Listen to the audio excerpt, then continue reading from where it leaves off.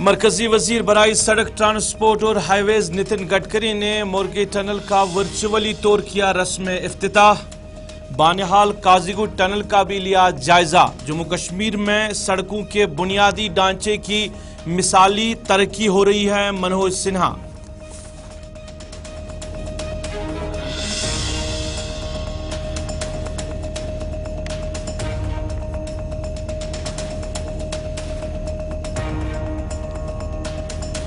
सियासत के आखिरी पड़ाव पर गुलाम नबी आजाद ने अपने आप को एक कमजोर लीडर साबित किया। अवामी हलकों में आजाद को बीजेपी का नजदीकी तस्वुर किया जाता है।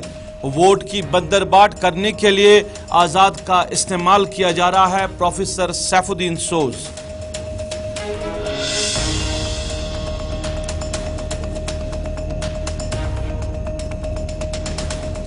जम्मू कश्मीर बैंक के ऑनलाइन सिस्टम के फेलियर को लेकर अवामी हलकों में जबरदस्त तशवीश। एम-पे न चलना लोगों को पड़ रहा है भारी।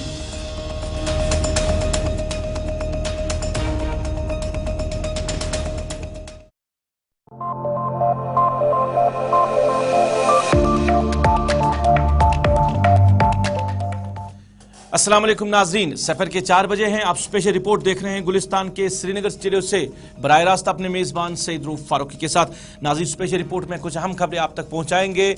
प्रोफेसर सैफुद्दीन सोज साबिक वजीर जो रहे, उनका एक बयान भी आया गुलाम नबी आजाद के हवाले से। उन्होंने कहा कि सियासत के आखिरी पड़ाव पर गुलाम नबी आजाद अपने आप को कमजोर साबित कर रहे हैं। इसके साथ साथ जम्मू कश्मीर बैंक के एम-पे को लेकर भी आज अवामी हलकों में जबरदस्त तशवीश पाई जा रही है, क्योंकि एम-पे नहीं चल रहा है।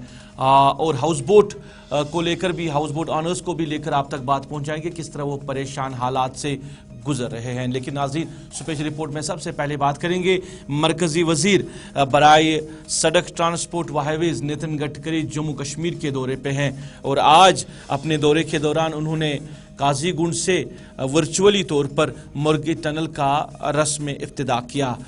नितिन गडकरी ने बानिहाल काजीगुंड टनल का भी जायजा लिया।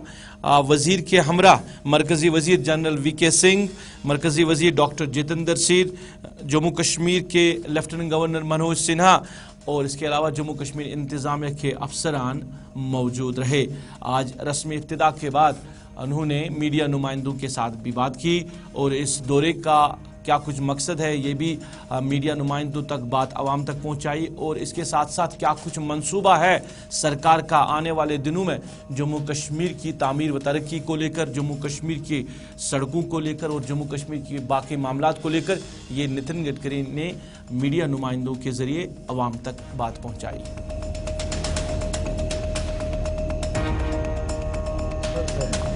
इसके लिए हम 3 मार्ग बना रहे हैं। उसमें से ये लाइफ लाइन है जम्मू और 245 किलोमीटर के अंदर। इसमें 200 किलोमीटर का काम हो गया है। 45 किलोमीटर में 5 टनल आती है। उसमें से आज एक टनल का हमने ब्रेक थ्रू किया है। ये जो बाकी 3 टनल है ये आने वाले अगले साल के मार्च तक पूरी हो जाएगी। और एक टनल है जो अभी टाटा को दी है, उसको टाइम लगेगा। और ये पूरा होने के बाद ये रोड जो है, डिस्टेंस जो है, ये हमारी कोशिश है कि 3 घंटे में कवर हो जाए, 2.5 से 3 घंटे। और ये कटरा से जो रोड मिलता है बीच में, वहाँ से डायरेक्ट दिल्ली जा सकेंगे। दिल्ली से श्रीनगर 8 घंटे में, दिल्ली से कटरा 6 घंटे में और दिल्ली से मुंबई 12 घंटे में। तो नेचुरली ये लाइफलाइन जो है, इससे जम्मू कश्मीर के सोशल इकोनॉमिक ग्रोथ में फ़ायदा होगा। एक हमारे आदरणीय पंचायत के चेयरमैन ने मांग की थी, अब इसके नीचे में एक जगह है, वहाँ यहाँ के लोगों को रोज़गार मिलना चाहिए। इसके लिए 11 का जो जितेंद्र सिंह साहब ने भी इनिशिएटिव लिया है और उनके कहने पर हम वहाँ एक अच्छा रिसोर्ट बना रहे हैं। और यहाँ का जो हैंडलूम, हैंडीक्राफ्ट, यहाँ की जो भी चीज़ें कारीगर हैं, उनको स्पेशल जगह देंगे ताकि वो जगह से कम 500-600 लोगों को इस क्षेत्र के रोज़गार मिलेगा। और टूरिज़्म ऐसा क्षेत्र है जिसमें 49% इन्वेस्टमेंट होती है, वो रोज़गार निर्माण के लिए होती है। तो मेरा विश्वास है कि ये रोड अच्छे बनने के कारण पूरे यहाँ डेवलपमेंट हो जाएगी, रोज़गार मिलेगा, यहाँ की गरीबी दूर हो जाएगी। मैं अक्सर एक बात कहता हूँ American president John F Kennedy की, कि American roads are not good because America is rich, but America is rich because American roads are good. तो जम्मू कश्मीर के हम लोग 1,25,000 करोड़ के रोड बना रहे हैं। करीब 25-30 हज़ार करोड़ के रोप वे केबल कार के 20-22 प्रपोजल है वो कर रहे हैं, और इससे जम्मू कश्मीर का टूरिज्म 4 साबिक मरकजी वजीर प्रोफेसर सैफुद्दीन सोज का एक बयान सामने आया है जम्मू कश्मीर के साबिक वज़ीर आला गुलाम नबी आज़ाद के हवाले से। प्रोफेसर सोज ने कहा है कि सियासत के आखिरी पड़ाव पर गुलाम नबी आज़ाद ने अपने आप को एक कमज़ोर लीडर साबित किया है। बयान में सोज ने कहा कि कांग्रेस पार्टी ने आज़ाद के लिए बहुत कुछ किया है, और उनकी सियासत को लेकर जब बात करते हैं तो कांग्रेस पार्टी ने गुलाम नबी आज़ाद को बहुत कुछ दिया है, मगर कांग्रेस पार्टी को गुलाम नबी आज़ाद ने धोखा दिया है, और फिर वो कांग्रेस पार्टी से निकलना ये अवाम के सामने गुलाम नबी आज़ाद जस्टिफाई नहीं कर पाए। सोज ने कहा कि लोगों का मानना है कि गुलाम नबी आज़ाद भारतीय जनता पार्टी के नज़दीकी लोगों में से माने जा रहे हैं, और जम्मू कश्मीर के इंतखाबात में वोटों की जो बंदरबाट होगी उसके लिए गुलाम नबी आज़ाद का इस्तेमाल किया जा रहा है। ख़ासकर जम्मू डिवीज़न की उन्होंने बात की है। उन्होंने कहा कि आज़ाद ने कांग्रेस को छोड़ा, पर उन्होंने अपने आप को साबित नहीं किया कि उन्होंने कांग्रेस को क्यों छोड़ा, वो अपने आप को जस्टिफाई नहीं कर सके। प्रोफेसर सैफुद्दीन सोज बराह रास्त मेरे साथ जुड़े हैं, इनसे जानना चाहेंगे कि आज काफ़ी वक्त के बाद सैफुद्दीन सोज साहब से बात हुई। सोज साहब, आपका बहुत बहुत शुक्रिया लाइव जुड़ने के लिए। शुक्रिया। आपने कहा कि गुलाम नबी आज़ाद ने सियासत के आखिरी पड़ाव पर अपने आप को कमजोर लीडर साबित किया है। और क्या, मेरा तो यही ख्याल है, मेरा यही ख्याल है। जी जी, ये तो उनकी कुछ दिमाग में कमजोरी आ गई है। मान लीजिए कि उनको मोदी जी के साथ नजदीक होने की मतलब होने की जल्दी थी, क्योंकि मफादात और मुराद की के लिए इंसान के दिल में कुछ तड़प होती है। तो मैं ये मानता हूं कि गुलाम नबी आज़ाद की जिंदगी का सबसे बड़ा सान्या है ये जो डेवलपमेंट हुई है, ये उनकी जिंदगी का घाटा है। इससे उनको कुछ मिलने वाला नहीं है, चाहे कोई ओहदा पाए, असल में दिल में राहत होनी चाहिए, दिमाग में राहत होनी चाहिए। कांग्रेस पार्टी ने उनको बड़े ओहदे दिए और ये बड़े ओहदों पर विराजमान रहे, इन्होंने भी कांग्रेस की खिदमत की, मैं ये मानता हूं। मगर जो माला माल किया कांग्रेस ने सारी उम्र, अभी देखें यह आखिरी पड़ाव है उम्र का, अगर एवरेज एज माने, खुदा उनको सलामत रखे, मगर ये उनकी जिंदगी का घाटा तस्वीर किया जाएगा।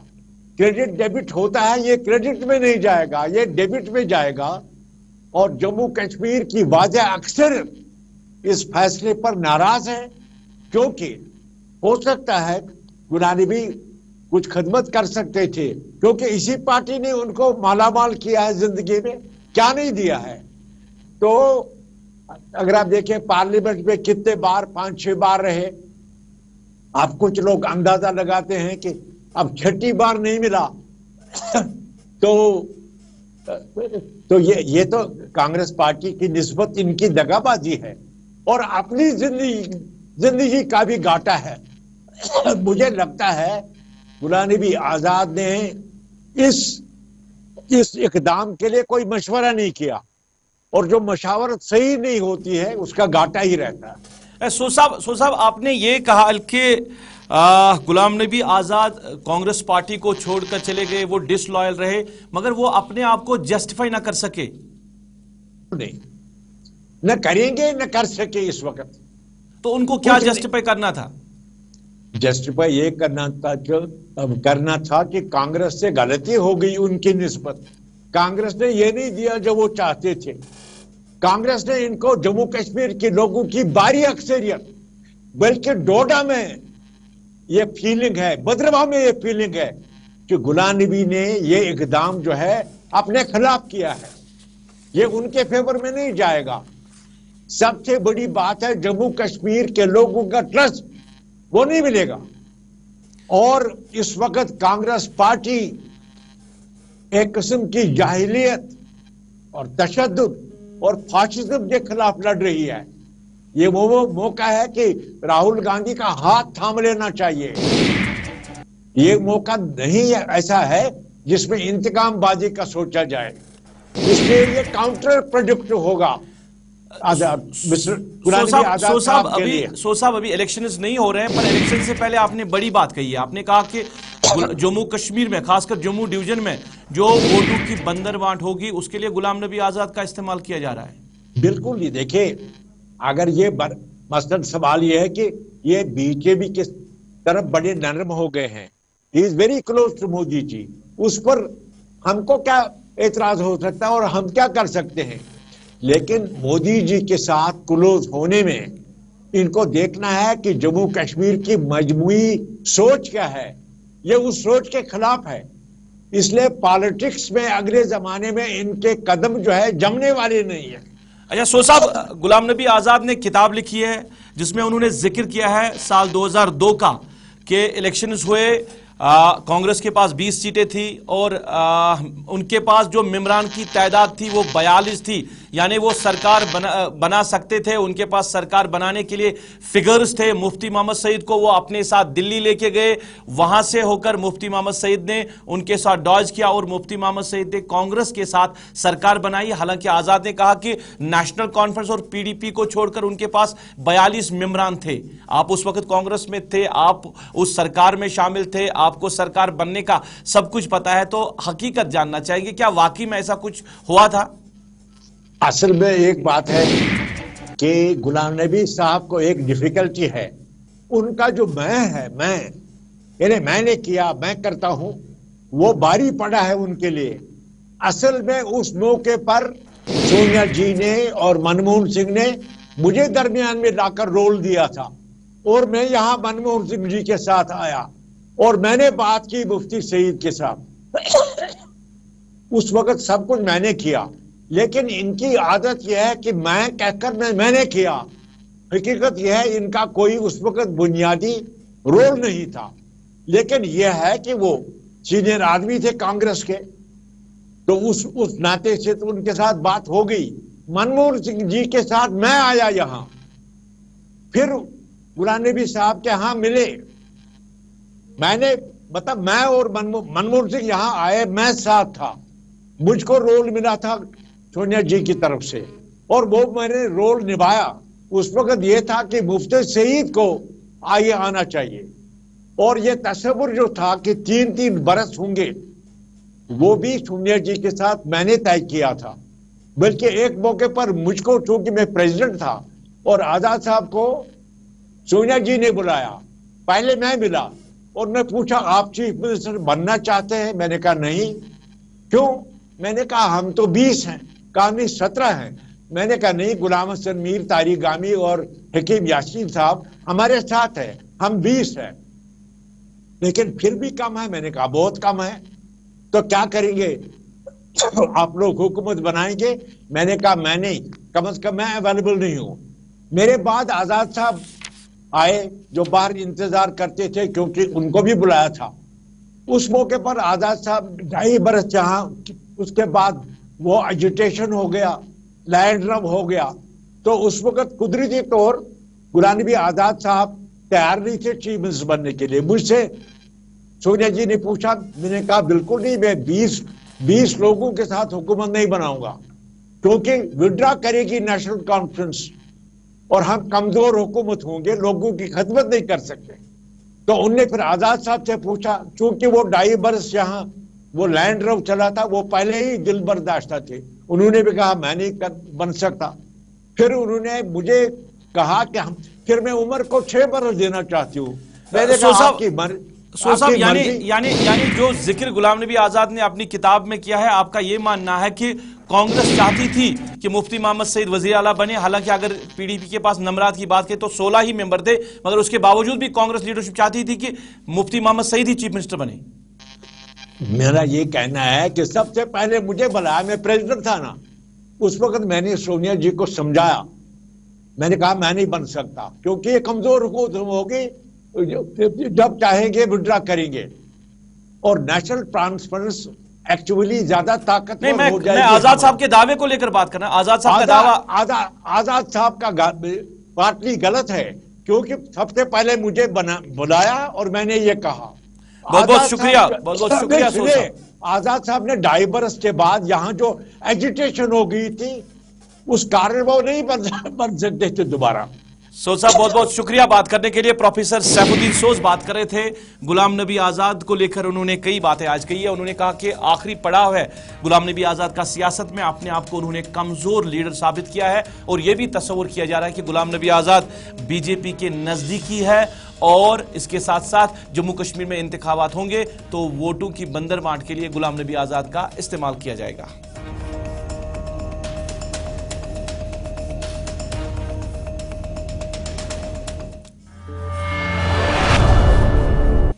नाज़रीन, मौजूदा दौर में जहां नई नई टेक्निक्स जो है वो सामने आई है, अगर हम खरीद फरोख्त की बात करें, यानी ऑनलाइन पेमेंट अब हो रही है। अब लोगों के पास कैश नहीं रहता है और लोग जो है अपने पास कैश रखना भी नहीं चाहते, क्योंकि इतने जो सिस्टम है, ऑनलाइन सिस्टम है, मुख्तलिफ बैंकों की तरफ से वो लाए गए हैं जिससे आपको आसानी हो रही है खरीद फरोख्त करने के लिए। मगर जम्मू कश्मीर बैंक की जब हम बात करते हैं, जो हम अपना असासा मानते हैं, अपना बैंक मानते हैं, जम्मू कश्मीर बैंक का जो ऑनलाइन सिस्टम है बेशतर वक्त ये खराबी रहता है। खासकर जब हम त्योहारों की बात करते हैं, ईद या बाकी त्योहारों की बात करें, तो जो एमपे जम्मू कश्मीर की तरफ से चलाया जा रहा है ऑनलाइन ट्रांजैक्शन सिस्टम जो चल रहा है, ये फेलियर रहता है। और आज के दिनों से जम्मू कश्मीर बैंक का जो एमपे सिस्टम है फेल है, जिसकी वजह से अवाम को मुश्किलात हो रही है और अवाम तनकीद कर रहे हैं जम्मू कश्मीर बैंक इंतज़ामिया पर कि बड़े दिनों पर ही ये जो एमपे सिस्टम न चलना लोगों को काफ़ी ज़्यादा दुश्वार पड़ रहा है। गुजारिश करूंगा या तो उसको स्ट्रीमलाइन वैसा कुछ बना के, चलो 5G भी आया, पहले नेटवर्किंग का इशू होता था, क्रैच होता था, उस टाइप की नेटवर्किंग कनेक्टिविटी नहीं रहती। बट आज के दिन मार्केट में 5G है, पर उस 5G में भी अगर हमको ये प्रॉब्लम्स फेस करनी पड़ेगी तो कहीं ना कहीं मुझे लगता है या तो एमपी पे वैसा स्ट्रिक्ट एक्शन लो, या तो उसको कंटिन्यू करवाओ, या तो कंटिन्यू उसको बंद ही करवाओ, क्योंकि इसकी नीड नहीं पड़ेगी। क्योंकि जो भी कैशलेस पर्सन है वो तो फिर कैश ही जेब में रखेगा, कोई फायदा तो है ही नहीं। बहुत सारे प्रॉब्लम्स होती हैं, चाहे हम कोई भी चीज़ बाय करना चाहते हैं मार्केट में, चीज़ें सफ़र हो रही है, कस्टमर्स प्रॉब्लम में आ रहे हैं, डीलर्स भी प्रॉब्लम में आ रहे हैं, क्योंकि जिनके पास पहले मैं बताऊंगा कि ये जो ई पेमेंट सिस्टम बनाया गया था, ये लोगों की आसानी के लिए बनाया गया था, ताकि लोगों को जो है इससे सहूलियत फराम हो। लेकिन मुझे लगता है एमपे से सहूलियत नहीं बल्कि मुश्किलात ही हमें फराम हो रही है। देखिए, इंसान दुकानदार के पास जाता है, इंसान वहाँ पर शॉपिंग करता है, खुशी खुशी चीज़ें लेता है, फिर उसको पता होता कि मैं काउंटर पे जाके जो है पेमेंट कर दूंगा तो मेरा। नाज़रीन, जब जम्मू कश्मीर की बात करते हैं, खासकर वादी की बात करें, तो कश्मीर का हाउस बोट पूरी दुनिया में माना जाता था और मशहूर था पूरी दुनिया में। मुल्की व गैर मुल्की सयाहों की जब बात करते, जब वो वारदी कश्मीर होते तो वो हाउस बोट में रहना पसंद करते थे, क्योंकि एक अलग तरीके से यहाँ का हाउस बोट जो है बनाया जाता था और इसमें लुत्फ़ अंदोज़ होते थे मुल्की व गैर मुल्की सयाह। एक वक्त में 5000 तादाद थी वादी में हाउस बोट्स की, मगर आज वक्त गुजरते गुजरते ये 600 तक आप पहुंची है, क्योंकि अब ज़्यादातर लोग हाउस बोट नहीं बनाते हैं या उस बिज़नेस को आगे कंटिन्यू नहीं करना चाहते, क्योंकि काफ़ी ज़्यादा मसाइल का सामना करना पड़ रहा है उन लोगों को जो इस हाउस बोट्स के साथ जुड़े हुए हैं। डल लेक की बात हम करें, जहलम की बात करें, या चिनार बाग की बात करें, या नगीन लेक की बात करें, हर तरफ हाउस बोट ही हाउस बोट हुआ करते थे। अब ये तादाद कम क्यों हुई है, वजह आप जानेंगे। आप सुनिए उन लोगों की बात जो इस बिजनेस के साथ जुड़े हैं, जो हाउस बोट चलाते थे, क्यों तादाद कम हुई है। क्या सरकार की तरफ से जहां एक तरफ टूरिज्म को प्रमोट किया जा रहा है, वहां दूसरी तरफ हाउस बोट्स के लिए जो कुछ सरकार ने यहां पे इकदाम उठाए थे, उन इकदाम पूरे हुए, ये आप इन्हीं लोगों की जुबानी सुनिए।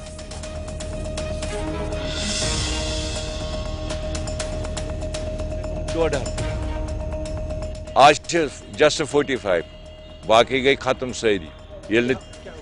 वजह गो तिमन मरमत वस लकर बनेक मरमत कर, अगर मरमत दिन कर ये लकर वस ब्लैकस मज कर 5000 रुपये फुट। सह कत गरीब यह सा यह अफोर्ड, सह अन लकर तो पत कर नाव रिपेयर।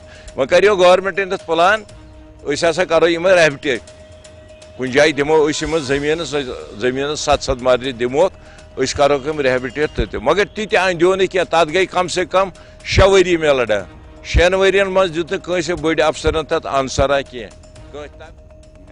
अब ये हाउस बोट 50-60 साल के भी पुराने हैं, कोई उससे भी ज़्यादा होगा। फिर भी मैं उन लोगों का बड़ा उनको दाद देता हूँ कि उन्होंने इनको अभी तक भी ज़िंदा रखा है। नासाजगार हालातों की वजह से भी बिज़नेस भी नहीं होता था कभी, तो अब चलते हैं। इनकी फैमिलीज इस पर डिपेंड है, इनका कोई और लाइवलीहुड नहीं है।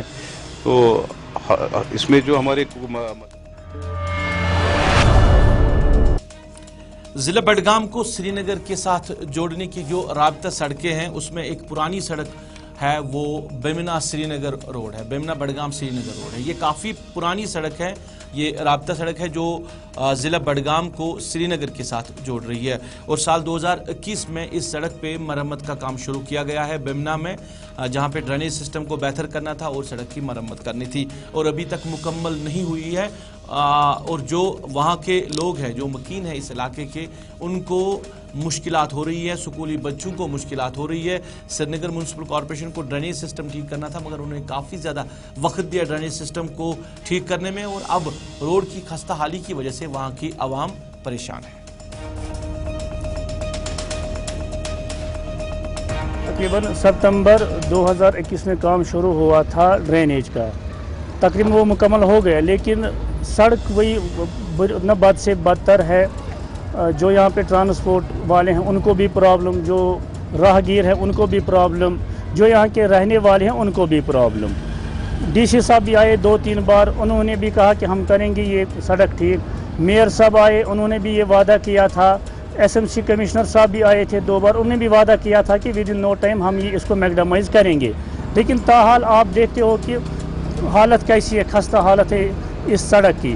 तो कल भी परसों भी हम एग्जाम साहब सिटी रोड्स के पास गए थे, एग्जाम साहब R&B के पास भी गए थे, लेकिन उनके कान पे जूं तक नहीं रेंगती है। हमारी कोई डिमांड वो पूरी नहीं करते। अगर आप सड़कें देखेंगे, अंदर लेन्स देखेंगे, उनकी इससे बदतर हालत है।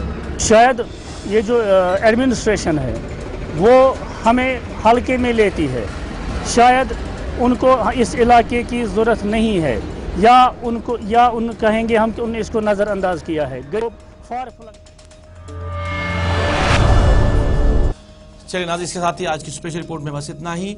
अपने मेज़बान को इस वादे के साथ दीजिए इजाज़त, आप खुश रहेंगे, आबाद रहेंगे, हमें भी अपनी नेक दुआओं में याद रखेंगे। अल्लाह आपका हमारा सबका हाफिज़ व नासिर।